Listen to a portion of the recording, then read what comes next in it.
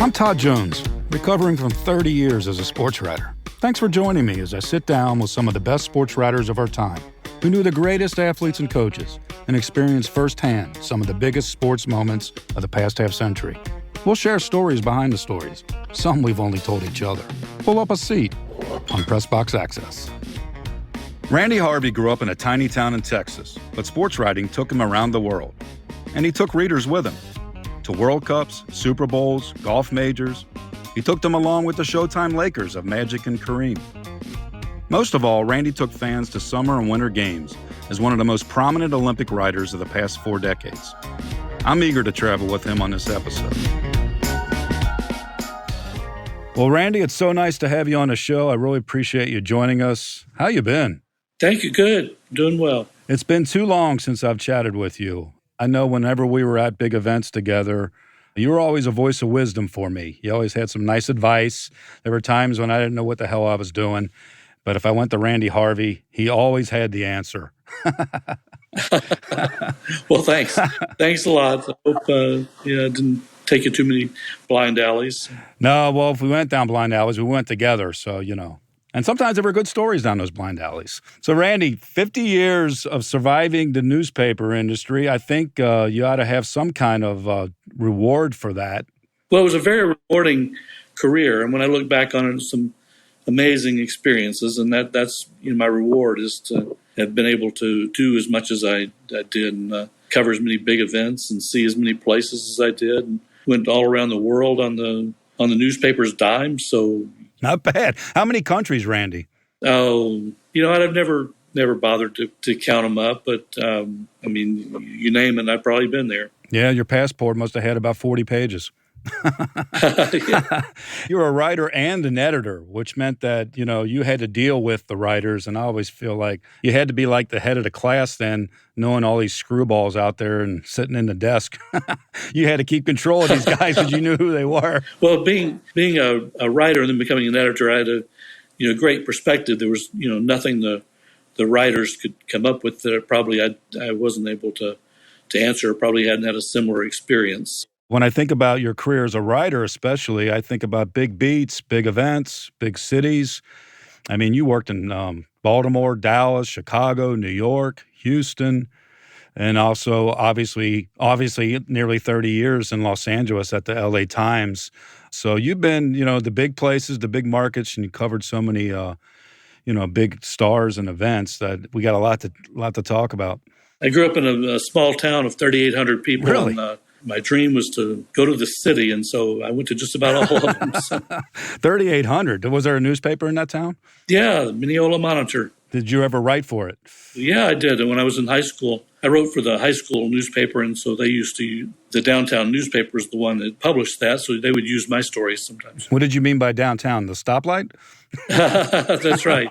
We had 2 stoplights. Well, you come from a long line of great Texas sports writers. I mean, there's so many famous sports writers from Texas, Dan Jenkins, Blackie Sherrod, on. And I found a quote from the early 70s when you were young in your career, and Blackie Sherrod said, he was asked about the future of sports writing, and he said, "I got a kid named Randy Harvey with all the earmarks, if he'll stick with it." Were you going to not stick with it? Did you have thoughts of doing something else? No, I don't know. I think he thought I'd get smart and get out, but I stayed in it, and I did stick with it. Well, Randy, when you were growing up in small-town Texas, and there were so many great writers down there, did you have favorites? Did you have people who influenced you? Was that part of why you became a sports writer? Probably the biggest influence on why I became a sports writer was Claire B. He was a former coach who wrote all the Chip Hilton novels, and I would devour those when I was in grade school, and then I would try to write a book, and I just really enjoyed it. I enjoyed the process. As soon as I got a chance to go into journalism, I did. So that was probably the biggest influence on my career. And my dad had worked in newspapers too. So, was he a writer or an editor? Or he was actually a school teacher and then a school administrator. But that didn't pay very much. So in the summers, he'd work at the local newspaper, the Lufkin News. So you grew up with ink on your fingers. Yeah, right. I mean, the smell of newspapers, and it was just part of your life from an early age, I assume. Exactly. from the outside, they think that writers, oh, you're just friends with all these guys and you're cheerleaders. But you have to learn early on, right, that that's not the case, that you're a reporter and you're the conduit to the fans. Is that something that was stressed to you early on in your career in Texas? Yes, we had an orange stick. It was a paint can stick, a stir, and it was orange and white. And if you wrote something too complimentary at the Daily Texan, you got the dreaded orange stick. Really? And that was not good. To get the orange stick. I only, in my years there, only got it once. And so for a story I wrote on the freshman basketball team. So it was too complimentary. Yeah, so it was if you were too complimentary, you got that orange stick. Sometimes I think it probably took us overboard into negativity, so we had to learn balance, after that too. So now to try to be straight down the middle and not always negative. Right. But I think that's a great lesson, the orange stick. Yeah, but I did learn I wasn't part of the team. You couldn't be, right? Right. I mentioned Darryl Royal, the football coach at Texas, and I also think there was a moment early in your career when he had some redheaded, bearded, ponytailed guy, some country singer he wanted to introduce you to. Tell us about this. Tell us about this moment. He called Kirk Bowles, who's an American statesman, had been there forever, and I were out covering practice, and he called us over one day. He says, "Hey, I want you to meet somebody. This is Willie Nelson." And I didn't know who Willie Nelson was at that time. Yeah, and so I really wasn't into country music. So anyway, shook his hand, was glad to meet him, and then it was shortly after when that outlaw country took off, and I certainly knew who Willie was after that. So, well, Willie's a big star, obviously, and you were around so many big stars in your sports writing career, athletes, obviously, and I think that's only appropriate that you spent nearly 3 decades of your career in Los Angeles, in Hollywood. Yes. And so you were in Chicago, you were in New York, but you left New York in 1981 to go out to the LA Times, and you became the beat writer to cover the Los Angeles Lakers. Right. It was the Magic and Kareem and Showtime. Jamal Wilkes. One of the first big stories I had was Paul Westhead getting fired. That was my first year on the beat. It was about 3 weeks into the season. Oh, so, welcome to the beat. It was thrown into the fire. Then Pat Riley took over, and Pat was great. Pat was great to do that. So tell me about that. That was a story. It was huge news at the time when Westhead was fired because they had won the NBA championship the year before under Westhead, right? No, they'd lost it. I think, my memory serves, I think they had lost to Philadelphia that year, and then they came back and then they won it under Riley the first year I covered them. Oh, okay. Yeah, Magic, the substitution rotation that Westhead used, Magic complained about it. Next thing you know, Westhead was gone. Magic, to his defense, a lot of people thought he got the coach fired. He never asked for Westhead to be fired. He was making remarks about how he didn't like the substitution rotation. So, but the Lakers acted and brought in Riley, and it worked out. Randy, how many seasons did you cover the Lakers for the Times? Just 2 full-time. 2 full-time seasons. So, and this is really when Showtime's taken off with Pat Riley.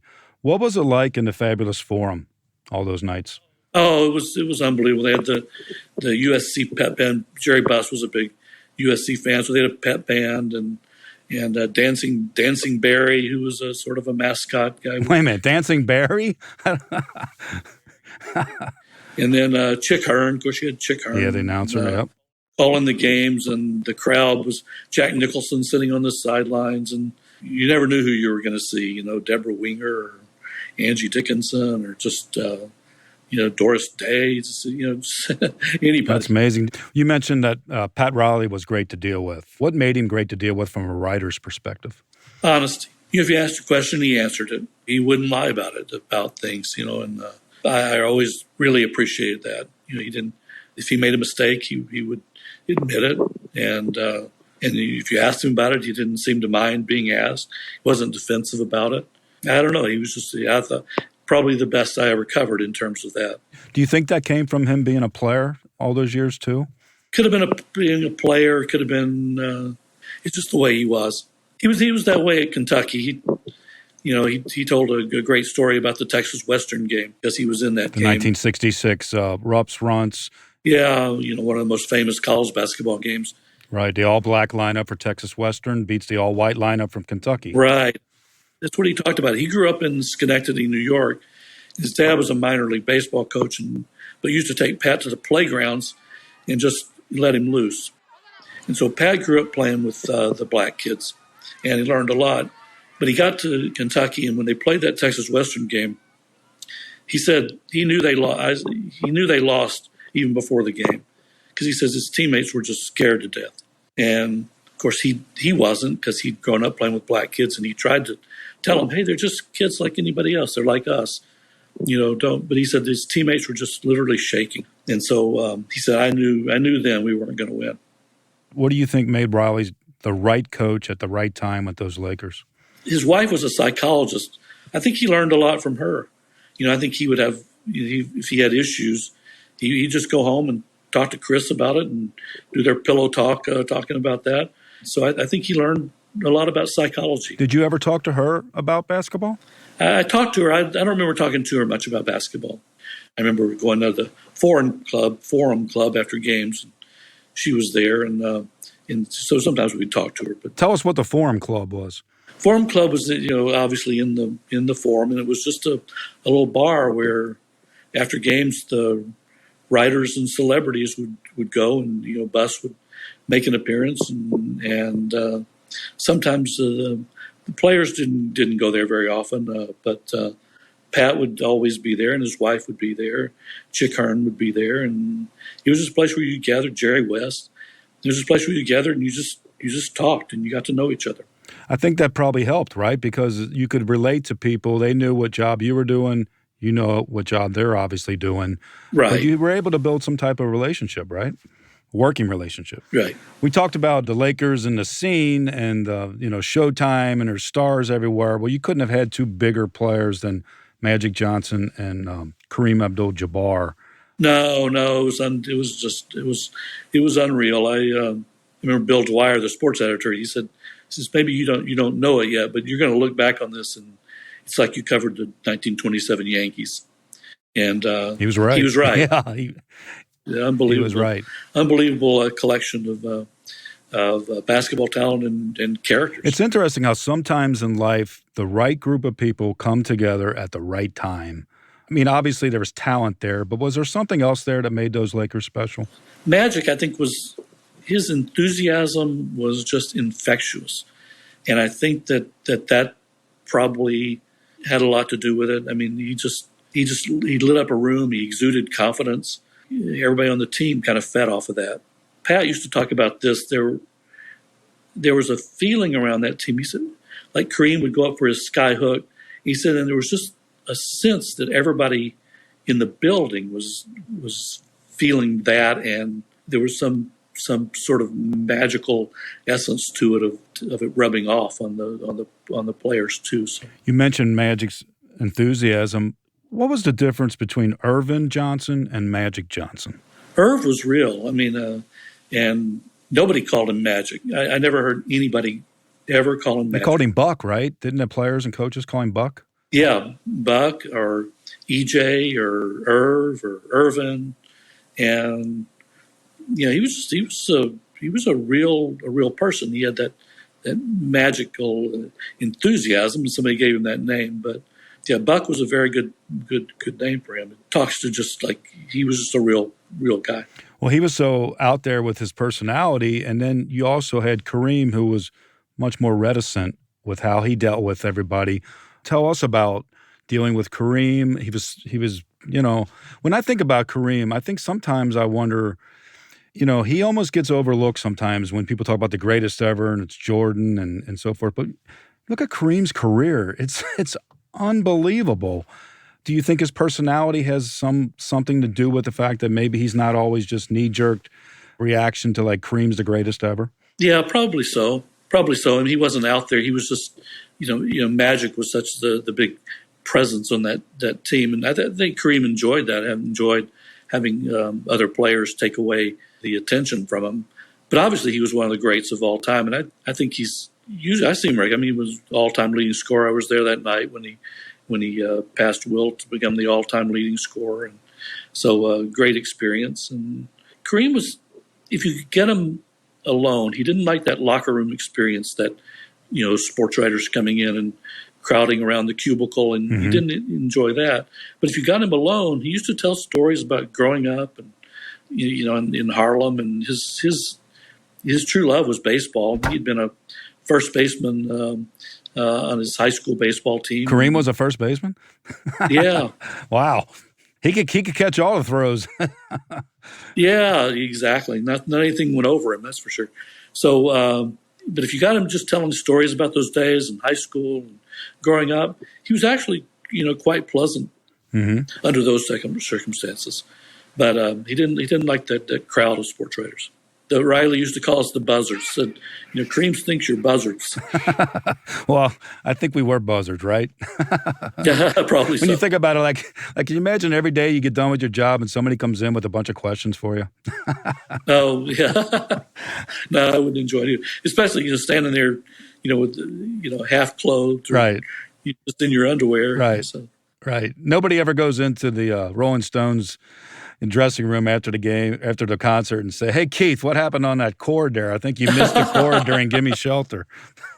Yeah, yeah. Well, you had a couple years with the Lakers and Showtime, and that's, such a part of our culture and sports. It's a moment in time. But really, the bulk of your career as a writer, especially, was international sports. Well, when the '84 Olympics were coming, and so I'd covered the Lakers in the early '80s. Bill Dwyer, the sports editor, put me on the Olympic beat in '83 to get ready for the Olympics, and he sent me everywhere to all the major championships because he said when and he said, I wasn't the only one, but the writers, if you have a beat like swimming beat, you go to the big swimming meets or track. I was doing track, so I went to all the big track meets. Whatever your beat was in the Olympics, he sent people there because he said when the Olympics come and all those athletes come to L.A., I want them to know who you are, so that they'll answer your question. If you see them in the mixed zone or whatever, that they're going to answer your question first because they know you. And you had covered the '76 games, right? Yeah, I covered '76. I was at the Chicago Sun-Times, and they sent me up to Montreal, and that was fun. And covered Nadia, Comaneci. I'll never forget Dick Young going through the press room and telling American writers, "Don't cover the gymnastics. It's just a dance contest." And I thought, how can you say that? How can you not cover Nadia Comaneci? Were you in the arena the night she had her perfect 10? Yeah. I covered all of her performances there. She was 16, and showed no jitters and just very stoic and poised about it. So, and of course, and then there's Bella Caroli over on the sidelines cheering her on. He was not poised, but he brought the enthusiasm to it. Hi, listeners. We wanted to take a moment to tell you about another podcast from Evergreen Podcasts and Sound Talent Media called Pit Lane Parlay. Pit Lane Parlay is the go-to podcast for IndyCar and motorsports-related news.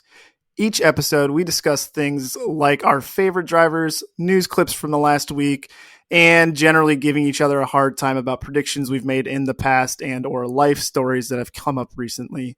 We really have a lot of fun with it and really enjoy each other's company, and we hope you can come join us too. Join Pit Lane Parlay by following us on your favorite podcast today. So you covered the '76 games, and then they're coming to Los Angeles, which is a whole different beast, right? Because all of a sudden you're writing for the newspaper in the city where the Olympics are being hosted. That seems to me to be very overwhelming as a writer and a reporter. What was it like to be on the team that had to cover for the host city? Oh, I liked it. I enjoyed the challenge, and and that's what I accepted, as I knew that everybody would be reading what I was writing, because that was the local paper, and I just took it as a challenge and said, okay, let's do this.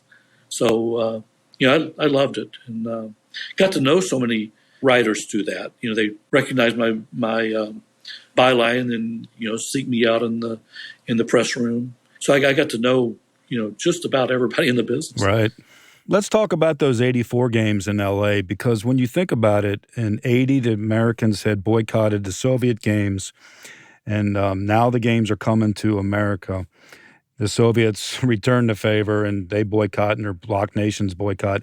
But the 84 games, when you think about it, in some ways, they might have saved the Olympic movement in the modern era. Do you think that's true, and why? Well, Peter Ueberroth was a genius at marketing. His unique plan to go out and sell different sports to different sponsors. So you could buy the entire Olympic package, but also you could just buy a sport. So you buy track and field, or you could buy gymnastics or volleyball, just whatever you wanted to buy. So that opened it up to so many other sponsors, because before then they had been restricted to you have to buy the whole package.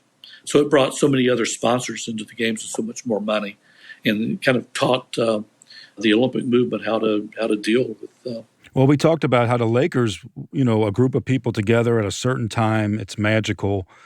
That summer of 84, it was just right for America. Ronald Reagan's the president.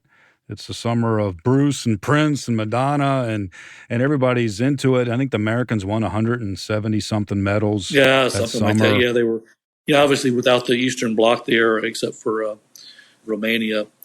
Without the Eastern Bloc there, it was kind of easy pickings for the U.S., but it was good. It created an atmosphere, and people obviously in the United States loved it. So. What was the atmosphere like in Los Angeles for those weeks?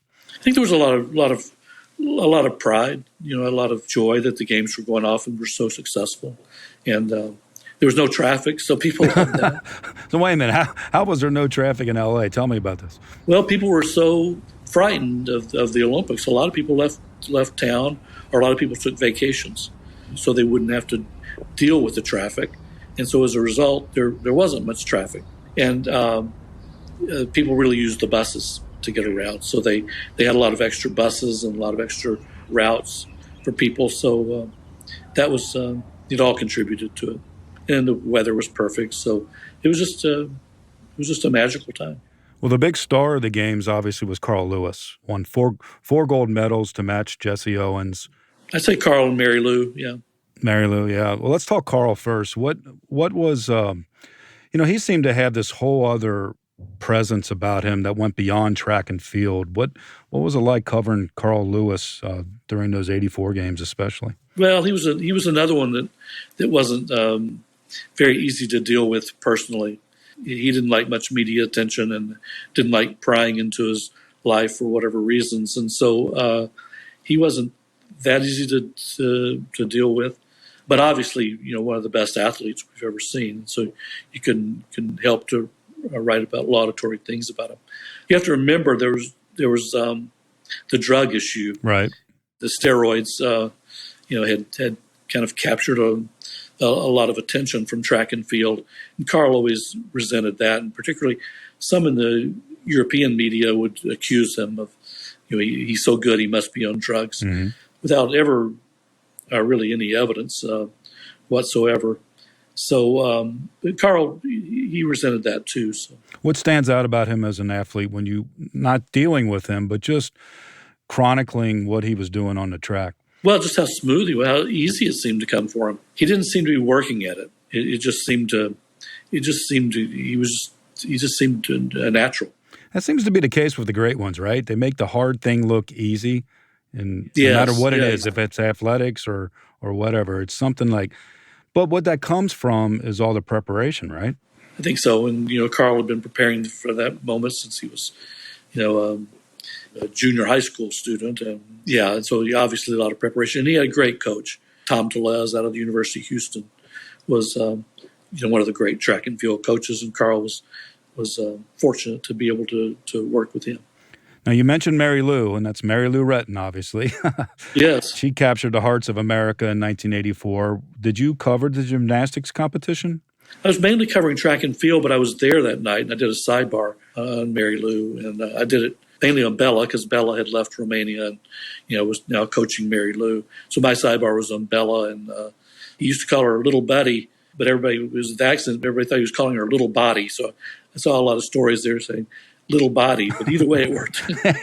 So that was at Pauley Pavilion, right, the competition? Yes. Tell us about that night and what was special about seeing Mary Lou Retton win the gold medal in the all-around. with a perfect 10. Well, Eastern Bloc dominated, so the Russians weren't there, but the Romanians were there, and everybody kind of thought the Romanians would be the class of the Olympics because of the Eastern Bloc, and they'd been so successful. You know, Mary Lou came out with that perfect vault and just stole the show.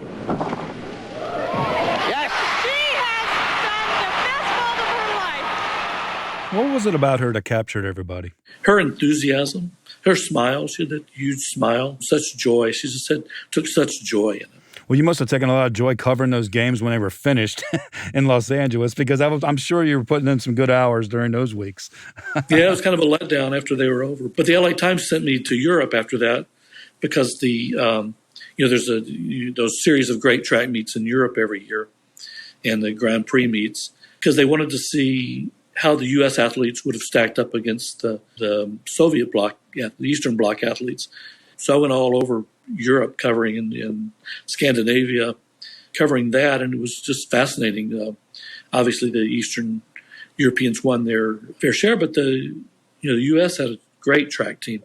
Do you have a favorite athlete that stands out? Some of the names that you got to see are incredible. You know, Michael Phelps, obviously, or, Michael Johnson, Dan Jansen, Usain Bolt. I mean, it goes on and on.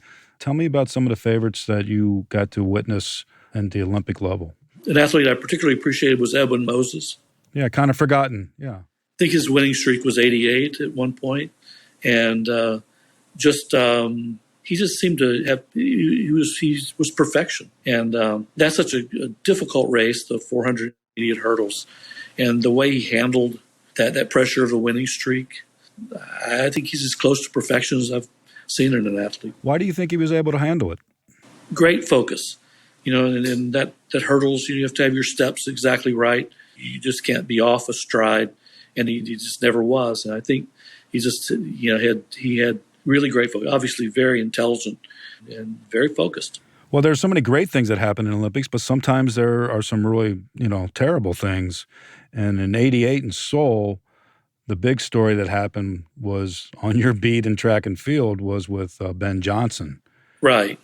Yeah, and there had been speculation for a long time that the Canadian athletes, Ben in particular, were using drugs, and that's where it all came about. What was it like covering that particular story? Bill Dwyer had gotten to know some of the sports editors at the LA Times, had gotten to know some of the Korean officials very well, and I remember he called at 4 a.m., said, if you were sleeping, you're not anymore.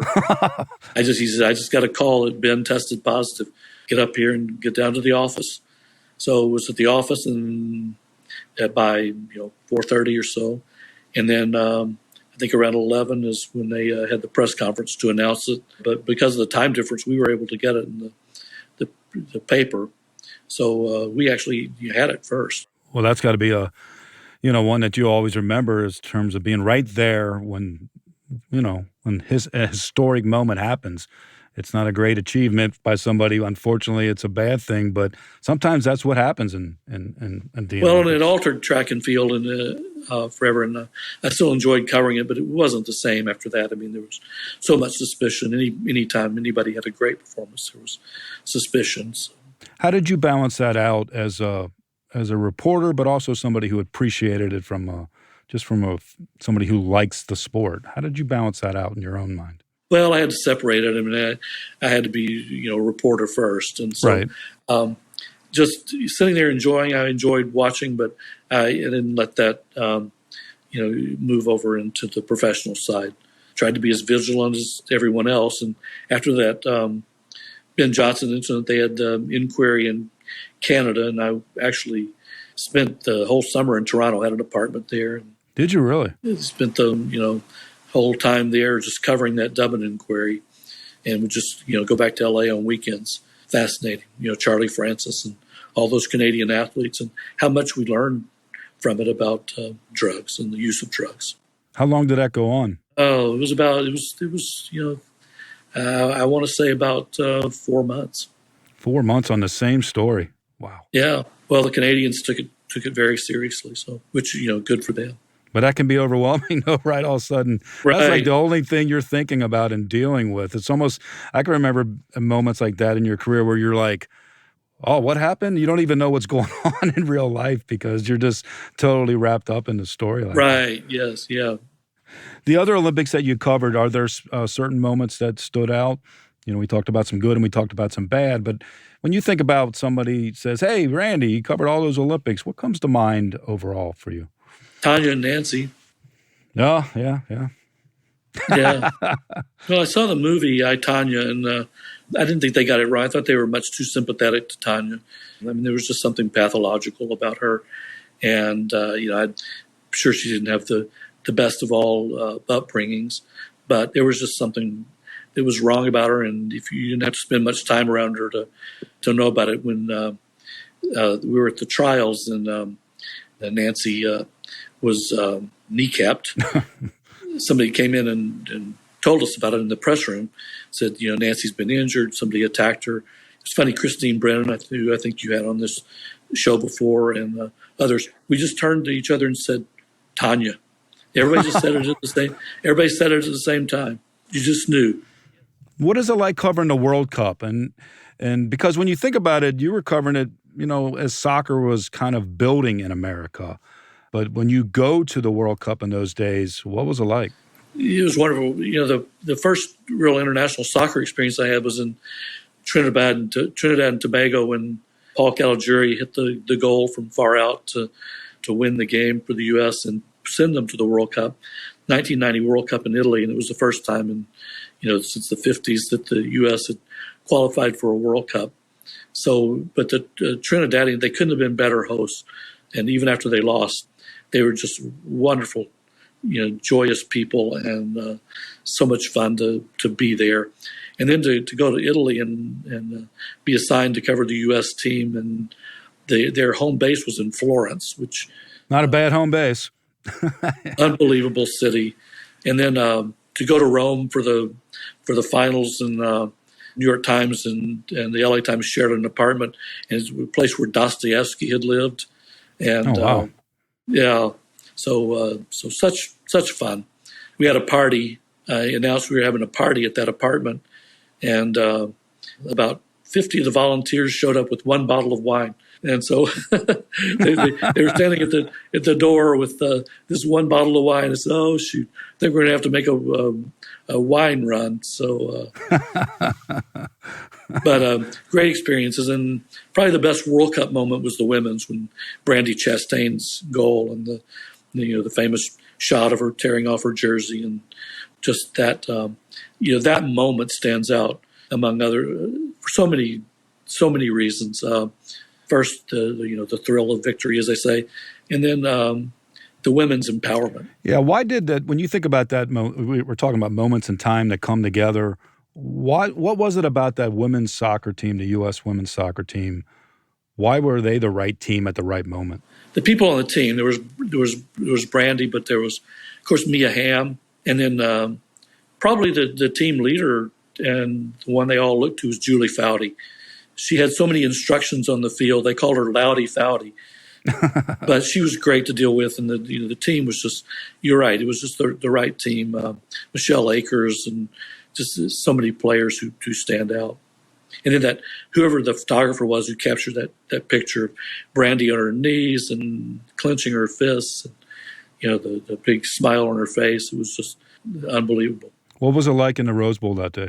It was one of the first women's sports, I thought, where people took it as seriously, treated it the same as the men's sports. For all of a sudden, there was no difference. There was no men. There were no women. It was just sport. And I think it set the stage for what has continued to happen throughout the years. At the Athens Olympics, I was talking to Mia Hamm, and I said to her, I have two daughters. They're little, and they play soccer. And I said, you and your teammates had a lot to do with that. Because 20 years before that, if I had daughters that age, they weren't probably going to play soccer. And I think, and she actually, seemed very appreciative of that comment. I'm sure she's heard it before, but it was kind of nice to express that to her, because as a father, and a journalist. I got to see both perspectives there, and they had a cultural impact on women's athletics. Yeah, I think they were the trailblazers. Well, Randy, your career as a writer took you all over the world. When you think back and you think about 50 years, do you miss it? Do you miss being a writer? And is there something you miss about it? Yeah. I missed the camaraderie, the staff and just being among the crowd of sports writers, going to those events and being with a lot of people. Yeah, I missed that. There's something about that feeling of being in that group. They're all kind of like the misfit toys. Yeah, I like sports writers. They have this warped perspective on the world. Right. I think it's too much travel, too many deadlines, but they're also kind of funny. Think about this. You survived 50 years of the newspaper industry, so they should give you some type of award for that. I mean, you even survived an assassination attempt, right? Diego Maradona shot an air rifle at you. Is that right? The Argentinian soccer star? Yeah, we had a great interpreter, Jeree Longman from the New York Times, and I had a great interpreter, and she said, I'll try to we said, hey, what can you do for us? Can you get Diego? She says, well, I'll try. And so she got him enough to come out to the balcony, but he wasn't welcoming, though. What happened? Oh, nothing. He died. I think he didn't. He just shot it into the air. But anyway, I don't think he was trying to hurt us. I think but it was a good experience. It was fun. You sound like somebody from Texas. He just had a gun. He's fired it in the air. No big deal. Yeah, you see it all the time here. Well, Randy, thanks a lot for joining us. Thanks for having me. Enjoyed it. Yeah, it's been great to reminisce and just great to catch up with you. Yeah, likewise. There was a moment in my own career. I will leave you with this. It's a thank you to you. There was a moment you probably don't recall, but you and I had a conversation where I was thinking about going into news projects and taking a leave from sports. And I didn't know what to think about it. And I remember talking to you at length about this, and you really encouraged me and said that it'll show that you're trying to challenge yourself and grow. And I did that, and I left sports for a few years, and it made me a better reporter. Oh, it made me experience things that I had never come across. And then when I did return to sports, I just had a whole different perspective. And I don't know if I ever properly thanked you for that, but you had a big part in that. Thanks for pointing that out. You're welcome. And I never met anybody who didn't benefit from spending a few years even if it was just a couple as a news side reporter. It made them better sports writers.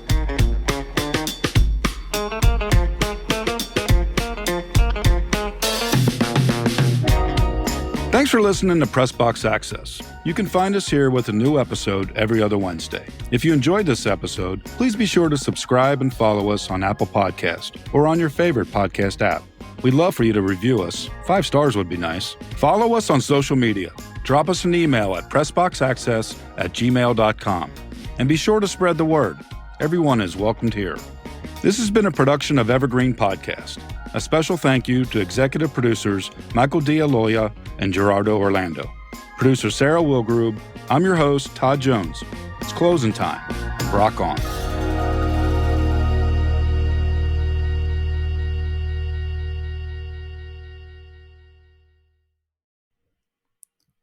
Hi, listeners. We wanted to take a moment to tell you about another podcast from Evergreen Podcasts and Sound Talent Media called Pit Lane Parlay. Pit Lane Parlay is the go-to podcast for IndyCar and motorsports-related news. Each episode, we discuss things like our favorite drivers, news clips from the last week, and generally giving each other a hard time about predictions we've made in the past and or life stories that have come up recently. We really have a lot of fun with it and really enjoy each other's company, and we hope you can come join us too.